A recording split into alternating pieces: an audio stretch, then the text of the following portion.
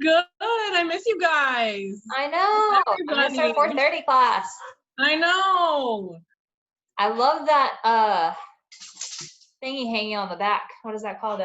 My macrame.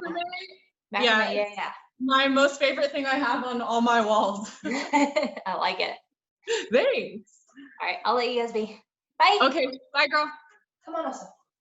She's got the downstairs office and I have the upstairs office. So we just we see each other at lunch and that's about it. That works. How you doing? I'm good. Just, I guess, as good as everybody else, trying to make it work, do whatever I can to stay busy. And I still have to go to work, so that gets me out of the house. And I think that helps, but it's just weird times. Yeah, I was going to ask you about that with your work and everything that's been going on. How has that impacted your work? Well, we're lucky. I work with kids only. So luckily kids aren't super affected or really haven't been affected very much at all by the virus. So we have had one positive case this entire time, and it wasn't on my unit at all. So I haven't had any contact with kids that have had it, and we haven't seen it a lot. So wow. We've been lucky in that.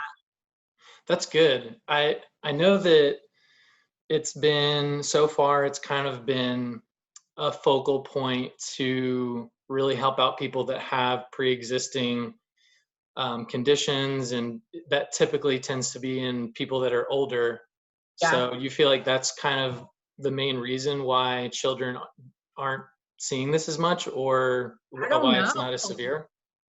I don't know, and I don't think anybody knows really why kids aren't affected or why certain populations are. Obviously, the ones that have pre-existing conditions or less access to healthcare, that plays a big role in, or seems to, in who's being affected by the virus. But from what I've listened to and read, nobody really knows why kids aren't affected. And we see a lot of kids with pre-existing conditions and potentially weakened immune systems, and we haven't seen those kids coming in with it. So I'm just not sure why. Yeah. I guess it's there's a lot of unknowns and there's a lot of speculation at this point, just because we don't really have very much data yet. Right. But I guess from what you've seen and kind of from what you've gathered so far in your experiences and being in the medical field and having some clinical experience, have you seen like these kids that you work with, have you seen their families be impacted, or kind of, if there have been families impacted, what has their reaction been with distancing themselves from their children? I haven't had a lot of stories from parents or families that tell us about how they've been impacted. We've cut down on visitors a lot, tremendously. So there were no visitor restrictions in the past. We could, you could bring 25 people up to the hospital if you wanted to at any point to see the kids that were there. But we've cut it down to a maximum of 2 throughout the entire hospital stay, and only one at the bedside at a time. So that cuts, our potential contact risk as well as the other kids in the hospital. So I haven't heard a lot of stories. I also haven't gotten to see a lot of family members for the kids that we're taking care of. But it doesn't seem like we've had a ton of it, at least in our population, with the kids and their families. So that's good. There also is that there are asymptomatic carriers, and you have it and don't know. Yep. So they, may just not know that they have it. Right. And I don't know if it could technically, or I guess there's no data on this either, but maybe it could be somewhat of a genetic makeup too. If one of the parents got it and they just happened to passed it on to one of their kids, the parent's asymptomatic, and then the child also happens to be asymptomatic, you just never would know, I guess. Yeah, you really wouldn't, and it would just be around in the family. But that's the thing about this, like I said, from what I've read and what I've seen, because I don't have a lot of firsthand contact with it or experience with it, but that it's so new, and we just don't have enough data, like long-term, how it affects us, and we have just no idea. And we really don't know because there's not enough testing. So we don't know. I don't know if I have it or you have it, or because I haven't been tested and we're not testing people that are asymptomatic. Right.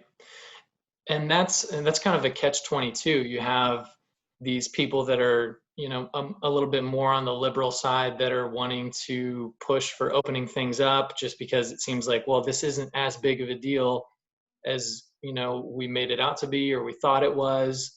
And then the other end of the spectrum, people that are a little bit more conservative saying, we really need to continue to implement as many lockdown procedures or quarantine procedures as possible. So do you feel like within the medical community, specifically your community, do you feel like there's kind of a sway to one side or the other, or? I feel like we're kind of split and we can see both sides of it. And specifically in Texas, we're not as hard hit as like obviously New York or Yeah. Louisiana or some of the other states that have really large numbers. I think partially just my own opinion, like we're so spread out here in Texas in general that like in New York, they have lots of public transportation and everyone's kind of stacked up on top of each other. So when the virus started to spread, it spread even more rapidly there than in other places. Like we are so spread out and have all these, don't have the public transportation that they have and that kind of stuff.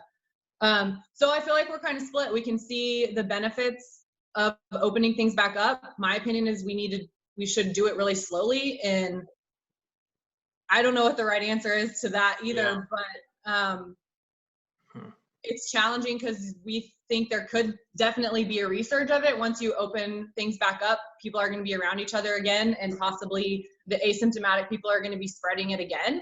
So maybe keeping the masks and face coverings in place longer if we're going to be out and about around each other again. Obviously the distance and the face coverings has been helping, but if you're going to open things back up where we're all going to be roaming around again, that might be something that could help. And I don't know if there's a perfect middle ground either, but I think both extremes have their challenges.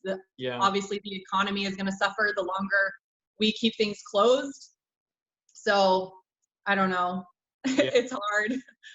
That's a really good point you bring up though about, population density in like places like New York. Obviously people, when you turn on the TV, when you open up the internet, whatever it is, to get your news, your media, you see New York, you see California, you see places that are extremely high in population density.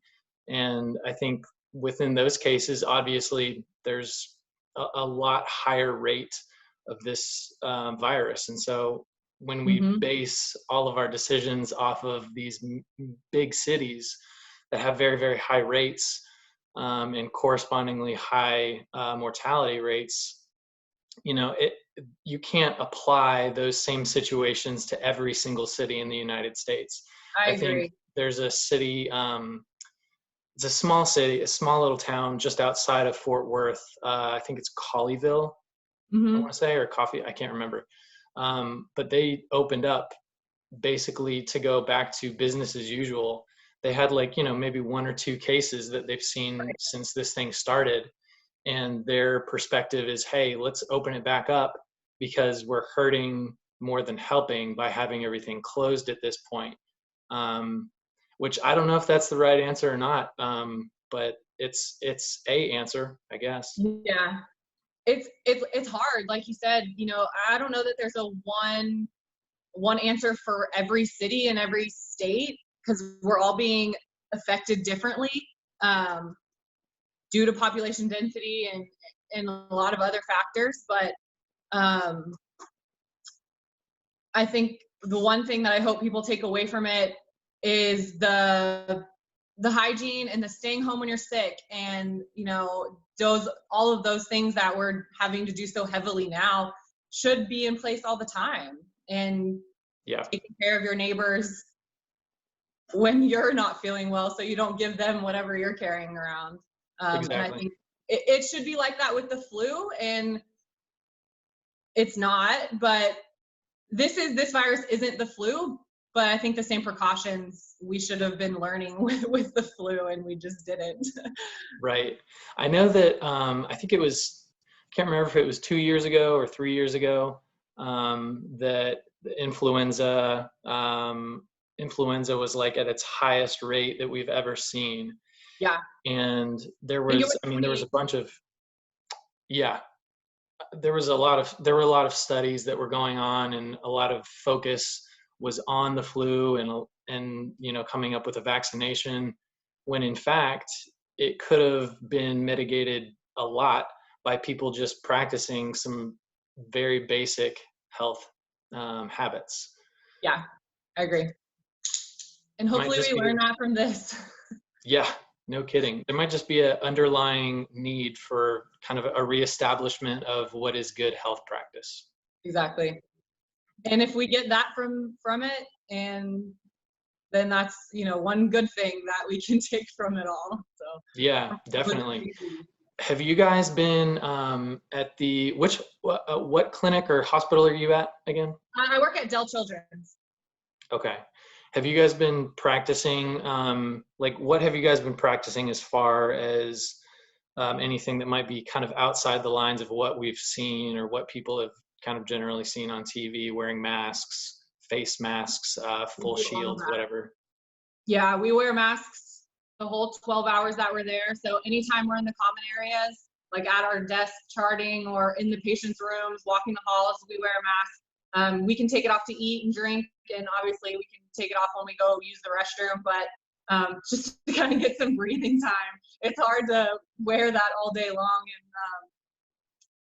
And the other things that we're doing are we get screened every time we come in the hospital. So we get asked all of those questions about symptoms every morning when we come in, and then they take our temperature every morning. And we do that for all visitors, parents, vendors, anybody coming into the hospital gets screened that way. Staff too? Staff, yeah, all staff, all visitors, all vendors, physician, I mean, everybody, anybody coming in the hospital gets screened, and everybody wears a mask, including visitors. Yeah. Patients wear masks in the hallways. So, yeah. Do you think that through that, I mean, obviously it's been an awareness thing for the most part, and just making sure that people are really aware. But have people been, I mean, have you seen anybody kind of skirting around it a little bit and going, hey, this is too much? Or Occasionally. Yeah, go ahead. Occasionally. I mean, they're definitely, especially when you're dealing with kids in the hospital, people are wanting to try to get around the rules a little bit. So we deal with it, and we have to reinforce, why we're doing this and what it's for, and protecting us and protecting the kids. But yeah, we definitely deal with it a little bit. Not a ton. So that's great. Everyone seems to be really understanding. Good. But there are some cases. Yeah, I'm sure you probably come across some problem. There's always those people. Right. Always those people that want to do what they want to do no matter what. Exactly. So when you guys kind of get a minute to take a step back, get a breath of fresh air, from your 12-hour shift, are you able to kind of get outside at all, or take off that mask and just kind of breathe some fresh air a little bit? Because I know that's got to be absolutely excruciating to be wearing that thing all day, every day. It's tough. It's tough for sure. It gets hot under that thing. Luckily, we don't have to wear respirators, which are even worse because they're so snug and tight to your face. But yeah, we have lots of green space and areas to go walk around outside. There's, little patios and things throughout the hospital. So if we want to, we and our families can go out there as well. But we definitely take advantage.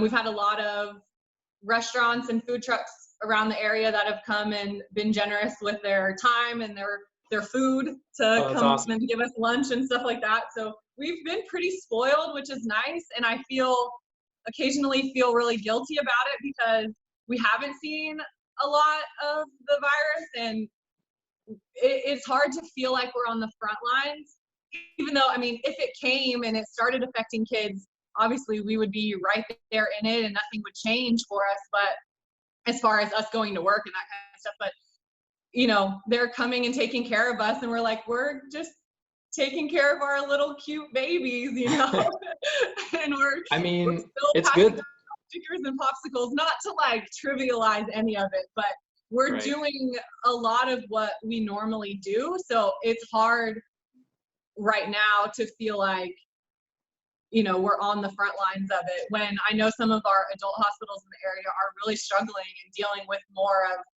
the things that you see in New York and in the ICUs, and having, patients die, and all of the emotional trauma that they're going through that we're just not experiencing. So it really is a different world in where I'm at than what everyone's seeing Yeah. on TV.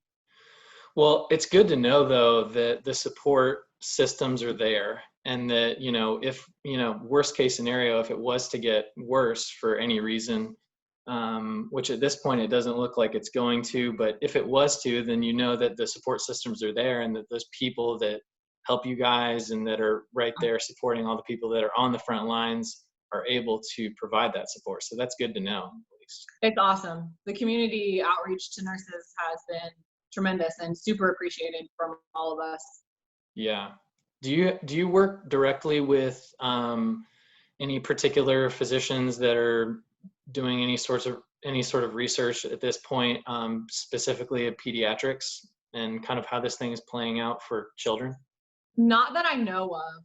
Not that I've heard or that I know of, that I directly work with. So I know there's a couple doctors in the Austin area that are hosting a few trials, but it's always interesting to kind of get their feedback directly and see like what their take is on it, because everybody has a different take on it, and everybody, specifically like you mentioned earlier, from these larger populations to or highly concentrated populations to a little bit less, are going about it in very different ways. So I think it's just changing all the time.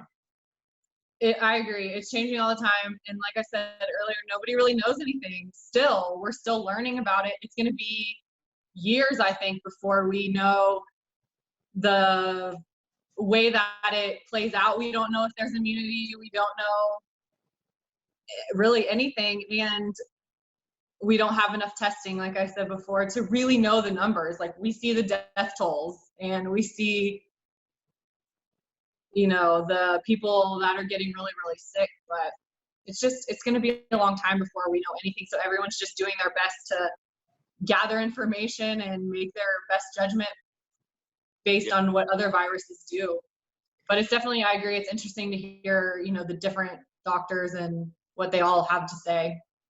Yeah, it's so crazy, the spectrum of feedback that I mean, even that I've been seeing in my very limited scope of working in clinical trials, from Yeah, what people have been providing as far as feedback goes, and what their opinions are of how we should proceed and how we should further mitigate. And right. it's wild. There's so many different perspectives on it. And I think, kind of going back to what you said too, there's not enough data at this point to really make some conclusive decisions about what we should do even in the immediate future.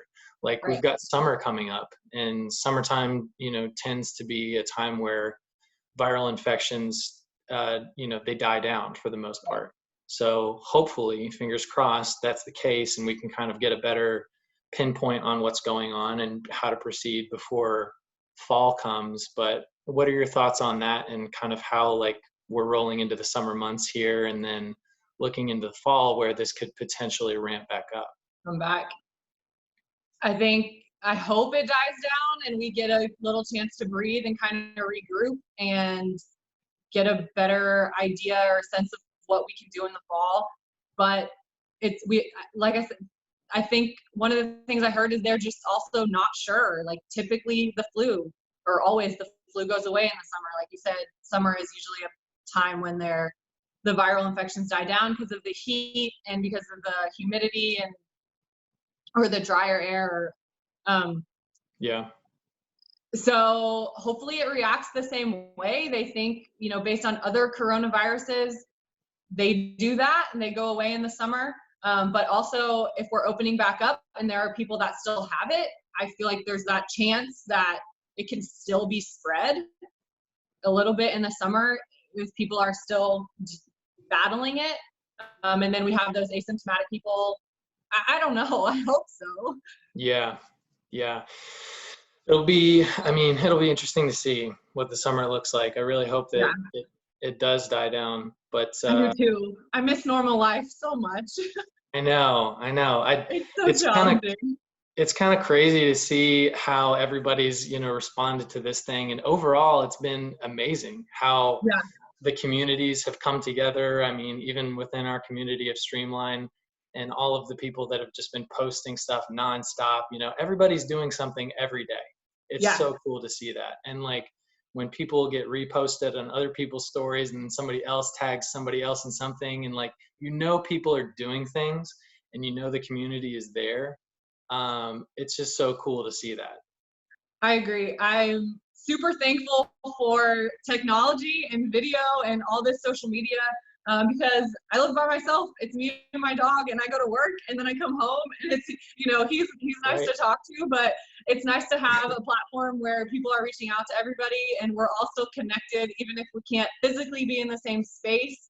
It feels like we're all still keeping up with each other, especially the Streamline community. You guys in Austin have all done such a good job of keeping us together and in the loop what's going on at the gym, and like posting videos and checking in with us. And it's been awesome to still stay in contact so closely with all of my favorite people.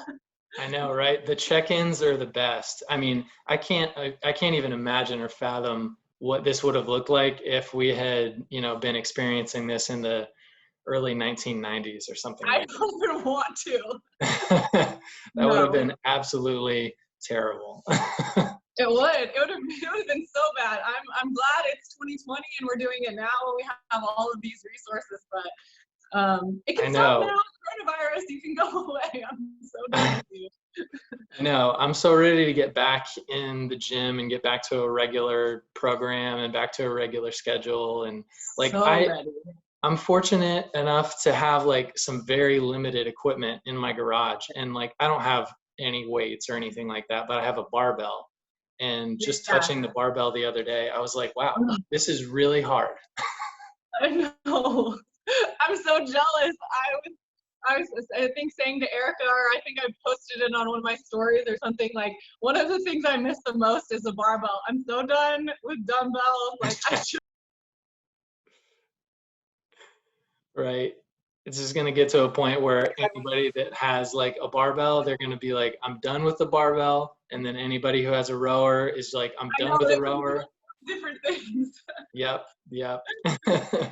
Have you been doing the dumbbell kettlebell programming pretty much? Or? Pretty much. And sometimes I'll modify the barbell work to be able to do it with kettlebells. Like if it's snatch or clean and jerks, I'll just do snatch and clean and jerks with the dumbbells, and then just keep the rest the same. Just to switch it up and have multiple options. But it's really challenging. I have my balcony that I've kind of converted a little bit into. Yeah, I've seen that in your videos.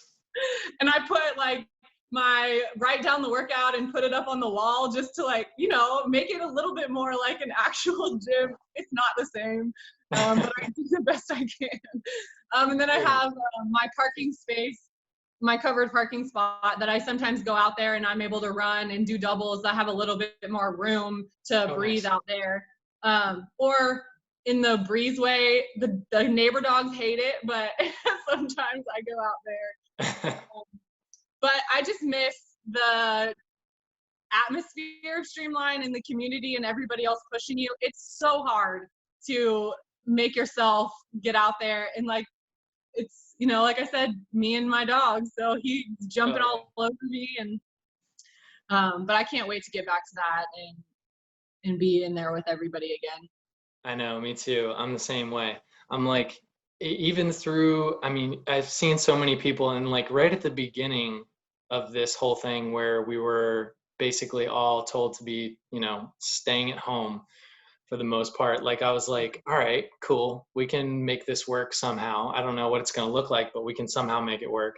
Right. And I was looking online at like, random people on Instagram and TikTok and all of these other places and seeing like, oh, okay, these people are like really killing it right now.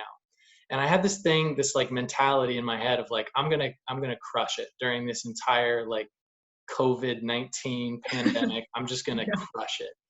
And that lasted for about 2 days. Yep. And I was like, all right, that's not going to happen. So now I've just kind of realized like the best thing that I can do is something, Yeah, I agree. And letting myself go through the days that I'm less motivated and not feeling pressure if I get out there, or not putting the pressure on myself. If I get out there and do something, it's better than nothing. If I sweat a little bit, or take him on a longer walk, or just moving and being out of my space. And some days I don't want to. Some days I'm tired and, I work or whatever. And 5 a.m. on my balcony is not the same as 5 a.m. at Streetlight. Like, it's not even close. I have zero motivation sometimes, but I always feel better when I get up and do it. So I don't know, just letting yourself go through those ups and downs, and just, this is weird and hard. And I think that's been the most challenging part, is being okay with having the ups and downs and not having normalcy at all. And my schedule's weird all the time, but it's even stranger now. Yeah. So Well said. I think that's definitely something that a lot of people could take to heart. It's just that keep on keeping on attitude. And like, there's going to be days where it just kind of sucks and you don't want to do it, but yeah, you get out and you do something, you always feel better every single time. Yeah. So that's tried and true, and that's proven, and it's in the back of everybody's minds for the most part. But having those days is just like, it's a regular thing now. Like, some days are super great and other days are just like, ugh, especially when there's nobody around to push you. Right. I agree. And then, having people that you can just be real with about it, and saying like, I just don't feel like doing this today, or this is how I'm feeling. Like, the girls and I, Erica and Jen, and, my other friends were really great about being upfront about it. And if you just aren't feeling it, like, we kind of vent to each other. And I think that's super important too, because everybody online is very much about the positivity and like, let's post videos and all of that. And it's not like that every day, like I said, some days I don't feel motivated. And some days, like, Austin, I love you, but I'm not checking in this week. I didn't that day. It was, so letting that be a thing. And on those days, I just try to eat really well and make sure that I at least do one thing that makes me feel good, But I think that's important too, is not feeling like you have to feel like everybody else does that day. Yep, exactly. You gotta do what you gotta do. And if you compare yourself to everybody else, that's not ever good. It's not helpful, even without quarantine. Right, exactly. So I don't know what Jen has been doing. I think she's just been doing the rowing programming, but I think so too. She came over to our house a few days ago and dropped off a puzzle at the front door. We did like a puzzle exchange. Nice. And she's looking really good. Like, I know. Quarantine she's been crushing it. She has. I think it's been, she was starting to like really look amazing right before quarantine. And so I haven't seen her since all of this has started, but I'm sure she's looking awesome. Yeah, she's looking really good. She's been crushing it on that rower. Maybe I need to get on that rower. I'm not. I don't miss the rower. That's one thing I'm okay with not having. No more rower. No, it's not my favorite piece of equipment.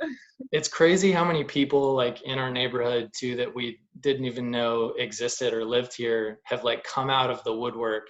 And everybody walks like every single day. You see people running by and like people walking their dogs. I'm sure the dogs love it. I know mine does. He's like, wait, we're going to the park again? Okay. this is like become like an everyday thing. It's amazing.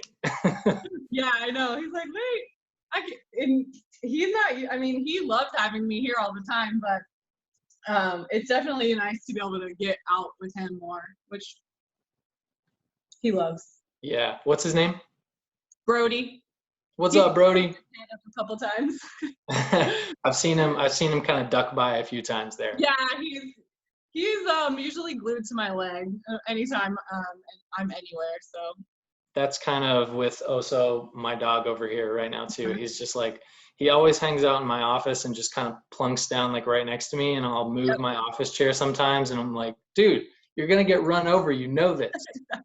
Well, that's how I feel when he's on the balcony with me and I'm doing my workout. I'm like, you're gonna get kicked, and sometimes Yeah. he does on an accident, and I'm like, like, can you please move? Sometimes I shut the door, but then he just sits there and whines and gives me those sad puppy eyes, and I'm like, okay, fine. Like, you just have to be in the worst place at the worst time. Yes. Right when I'm doing a burpee or something like that. Exactly. I know. He's gonna get kicked in the head, and then I'm gonna feel terrible. Oh my gosh. You But gotta love him though. You gotta love him. I do.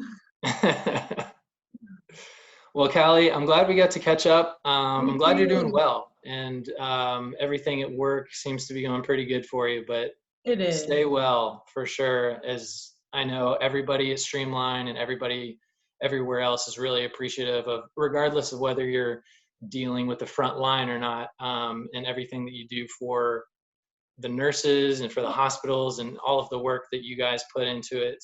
Thank you very much. Well, thank you for that. We're appreciative of all the support, and I appreciate you saying that. And it was so nice to catch up and see Christina and see y'all's faces. I know, right?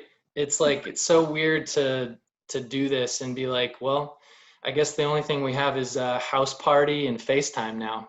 but they're helping us survive. House party is a ton of fun. Oh my gosh, it's so fun. The games on House Party, hilarious. I know. Yeah, that's awesome.